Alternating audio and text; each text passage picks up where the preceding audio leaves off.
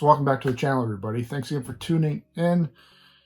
I've been waiting to do this for a long time, and I don't know why I've been putting this one off, since I've already done other collection videos in terms of, cataloging everything and trying to eliminate doubles because of my spotty record keeping. Today we're going to take a look at, or start off with, my NES collection. This particular system probably has the most meaning for me because it was a Christmas gift as a kid, and back then the games were still really expensive, and yeah, I owned a handful, but the majority of them were probably played through trades or borrowing off of friends or renting from stores eventually, right? So we're going to start going through them. They're normally not in any particular order. We're starting off with the boxed ones, though, just because that's how I have them on my shelves. And we're going to do about 30, and then we're going to call it quits and save the rest for another part. There's obviously going to be multiple parts. So let's get into it. And if I have any sort of backstory with these games, I will tell them. So the first one I have is Konami, The Adventures of Bayou Billy. Probably, I'd probably say one of the most unfortunate and probably trickster covers of a game. Unfortunate because of whoever drew this character sort of made him like a hunchback, the way he's got his head so low down on his shoulders like that. But it made it look like it was going to be a really cool game. You got this guy in the outback, you got a Jeep, you got an alligator, some bad guy holding some hot chick up there. You're there with your big ass, well, it's a Bowie knife, but it should be a machete. And look like you're out there to kick some ass. There's going to be some multiple parts of the game, and there are different parts of it, but the character gameplay is so horrible, and the fight scenes are so bad. It's just right from the get-go, the game's extremely hard and just not enjoyable. So fortunately, it's one that a lot of people just don't like for that particular reason. Probably one of the better games. I should probably look for a different box. I didn't realize this one was in this condition. One of the better games for the NES, Batman, the video game. This one seems to be a little bit sun-faded, so I don't recall where I got this one from. Not only one of the better NES games ever made, but probably one of the better Batman games too.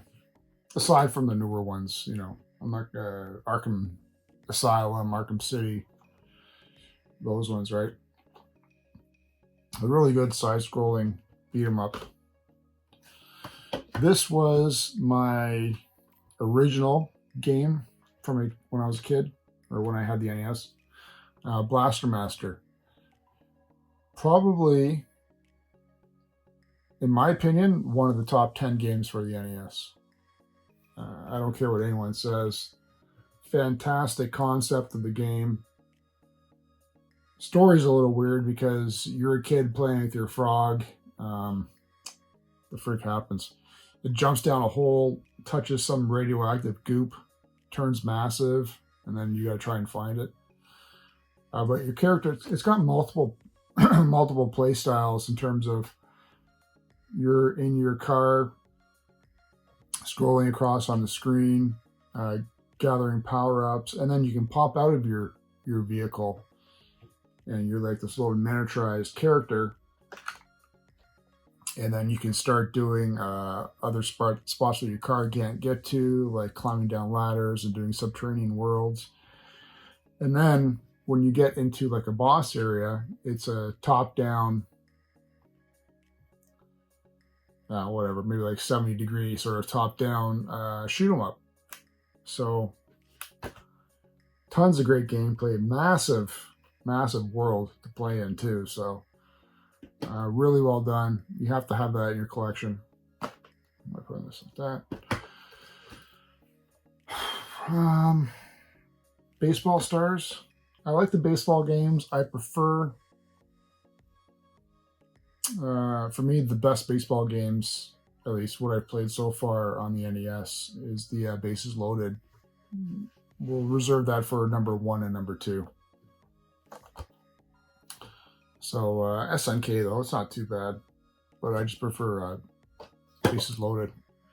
This was a game I picked up at Too Many Games back in 2019. Yeah.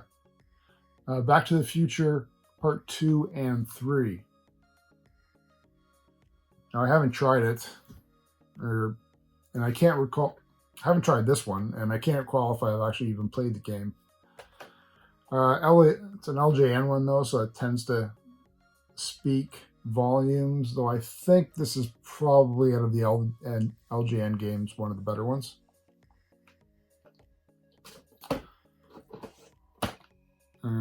Unser Jr. Turbo Racing. Not one of the better racing. Well, I don't know. It's okay. It's a,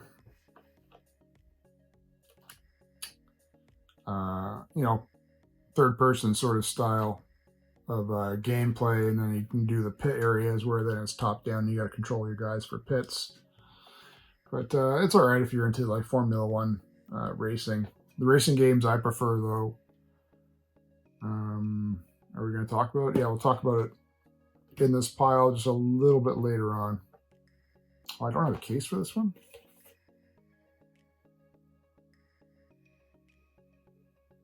Strange. Anyway, Bad Dudes. I didn't realize. This one I loved in the arcade. Two-player, definitely the arcade version is a lot better. Side-scroll and beat 'em up.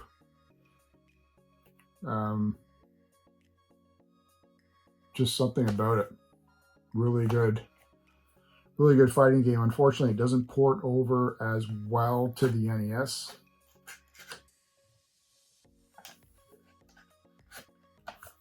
Man, I didn't realize that didn't have a case or plastic protective. This one I don't think I've tried, though I do have a couple from this company. This is Color Dreams Captain Comic. I don't know, arcade style of side-scrolling shooter. I don't know how to describe it other than that. It's probably not that good because it's Color Dreams.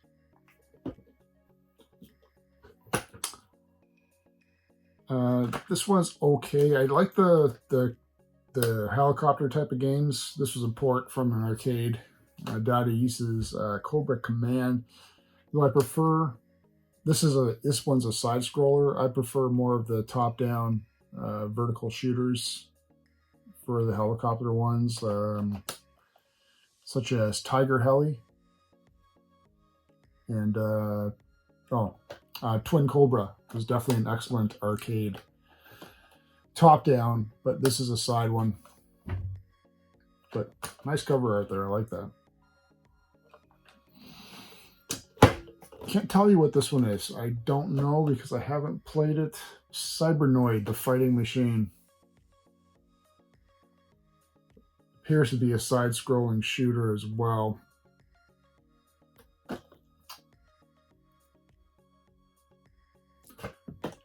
Let me know about that one.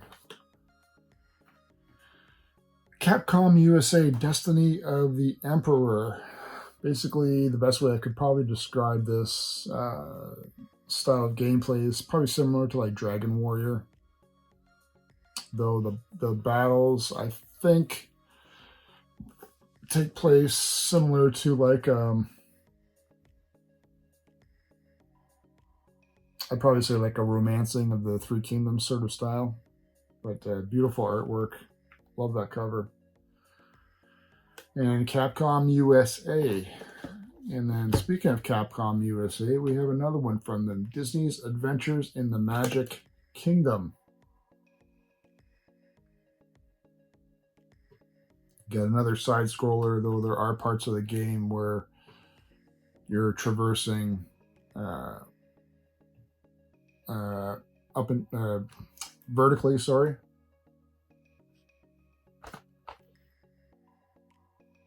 Not bad.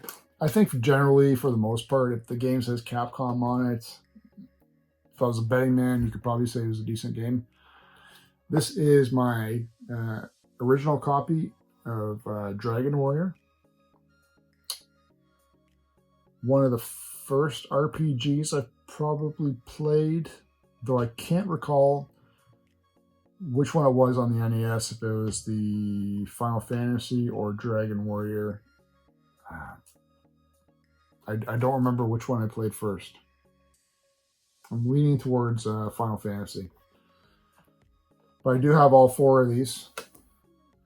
Though unfortunately, just boxed is the first one. And then here's another copy of Dragon Warrior. This is my sealed copy.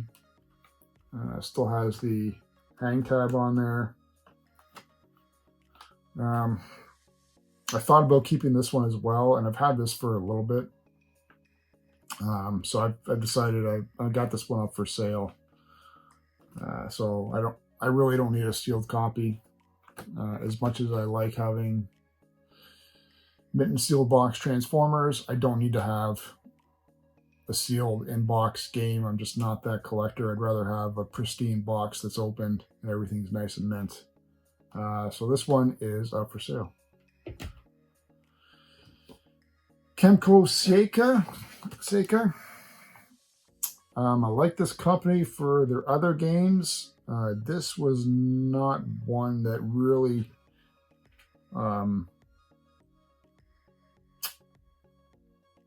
got my nipples hard, as they like to say. It's not a bad game. This was a rental. And what this is gameplay is an overworld map style where you place markers for like your tanks and your soldiers and artillery, and then you sort of depending on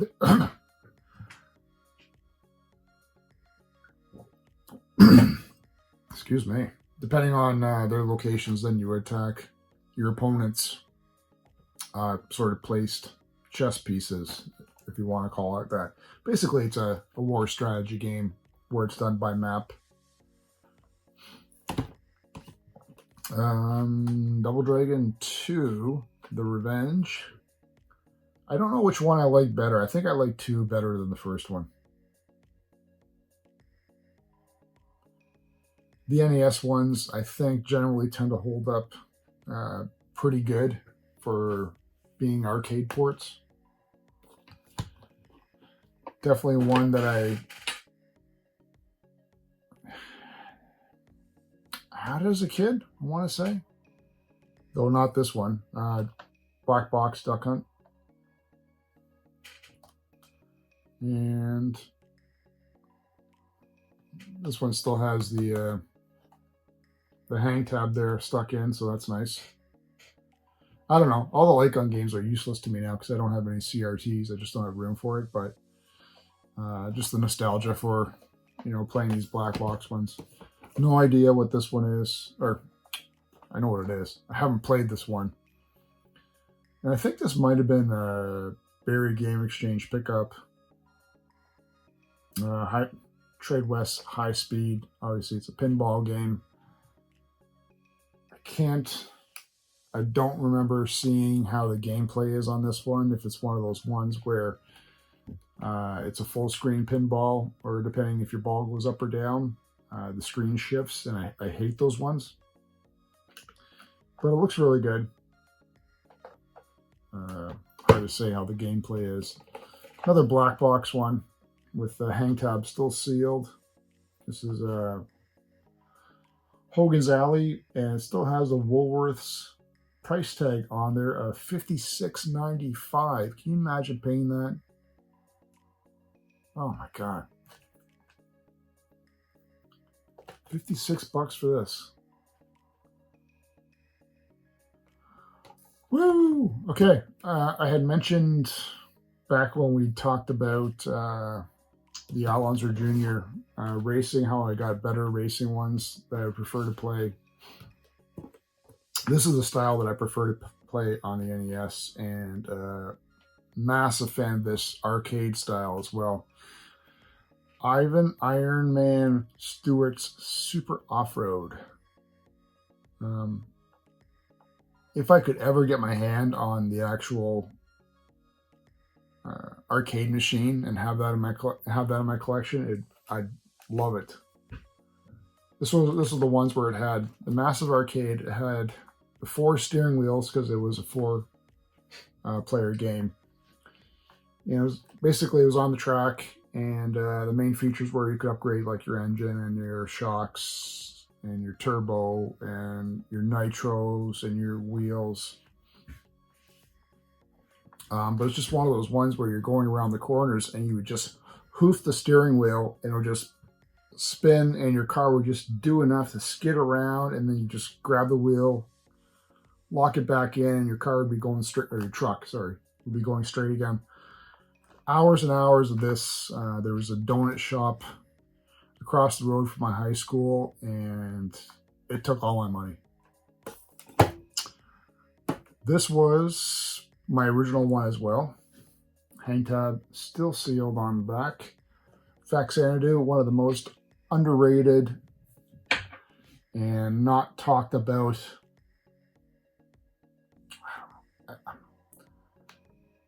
I call it an RPG because to me that's what it is. It's a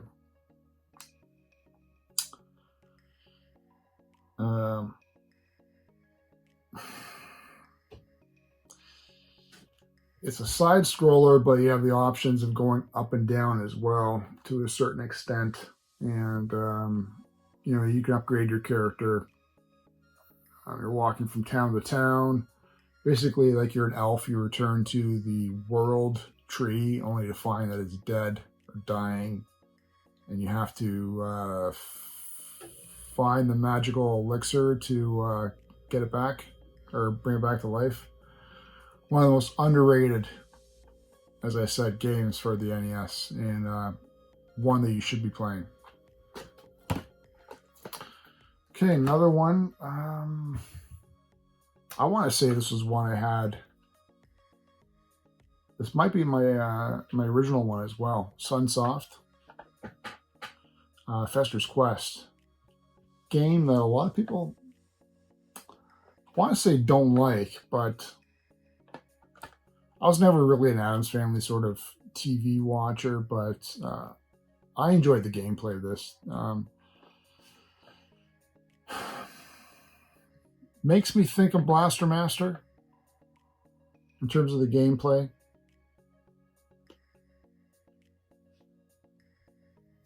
Especially in terms of like the bosses and whatnot. I think it's a good game. This was my childhood one as well. My original Final Fantasy game. What's there to say about Final Fantasy that hasn't been said? One of the best RPGs, one of the best, in my opinion, top 5 NES games for me. I would say it's up there, and probably for a lot of people. This next one was a game that I picked up this year. And why did I pick it up? I want to say I picked it up just because I had seen some review of it. And the title of the game just sort of caught my eye. Though it's got really one of the weirdest covers. We had mentioned Kemco Seika, whatever. They had done Desert Commander. This is just Kemco. This is Ghostline. It's an RPG. I'd classify it, again, probably the same style of gameplay in terms of overworld as Dragon Warrior and Final Fantasy. It's got some chick from the 80s. She's right from the clubs, or the fitness gym. And there's a white lion, and she's carrying a sword. You got bombs, You got magic in the game. I don't know. I have to really sit down and give this one a try. Anyway, as I said, this was one that I picked up this year. And this is actually the only boxed NES game I grabbed this year. All my other ones were all loose. Another black box. One I definitely played as a kid. Probably a rental or some nonsense. Golf. I think it's a fun game. I remember playing this one, and I remember playing Lee Trevino's Fighting Golf. And I think I enjoyed Lee Trevino's better. I was never really into golf, though I remember as a kid, because my dad used to watch it on TV. You know, there'd be that rivalry between Jack Nicklaus and Lee Trevino was still in the mix, and then what's his face, the other guy, Arnold Palmer, right? All right, we're down for the final four. Just to keep this one short, and I think I'm losing my voice. Infiltrator. This one's weird. It's like a simulator slash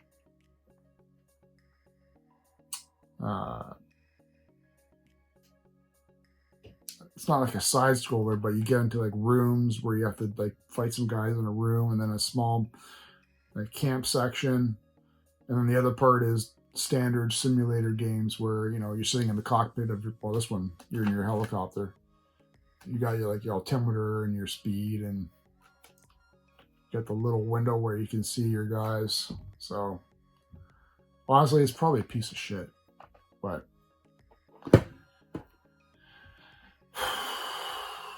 speaking of piece of shit, another RPG. And this one's another one of those games that fooled you with the cover. This is Hide FCI. I like the company. And this was supposed to be another, like, to me, this is a ripoff of Dragon Warrior. Just the mechanics of the game. I remember I rented this as a kid and died so fast, so quickly right from the start. You think you gotta do grinding in Dragon Warrior? That's nothing compared to the grinding you gotta do in this game.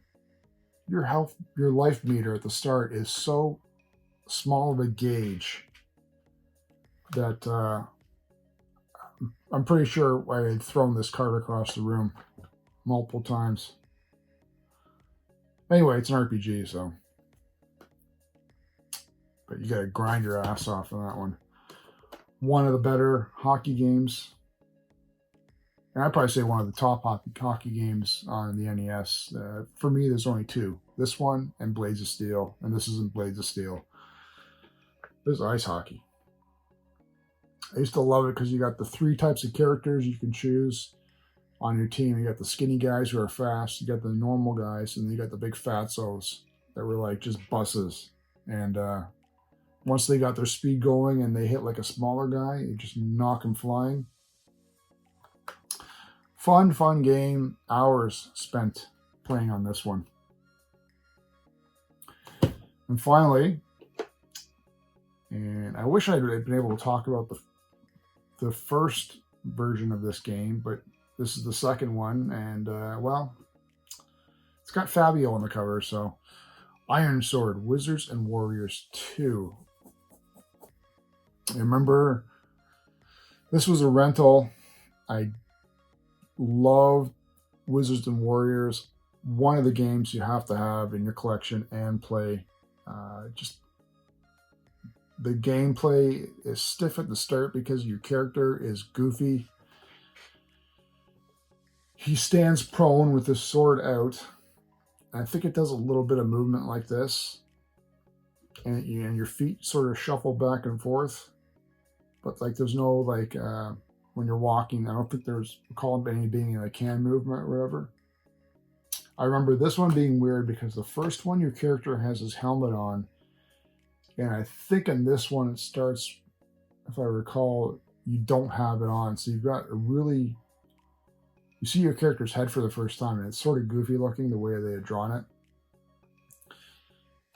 And in my opinion, the first box has the better artwork. It's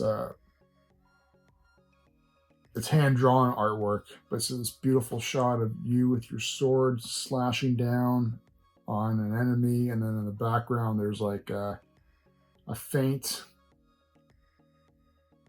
I guess it's the main guy, sort of like his head is in the sky looking down at you. And this one you got Fabio. So still a good game, not as good as the first one. If you're going to play a Wizards and Warriors game, you want to play the first one. Okay, and on that note, I think we're going to leave part 1 alone. I think that's enough for this one. There's going to be multiple parts of this one, guys, because this year alone we picked up 67 NES games, which was on my list of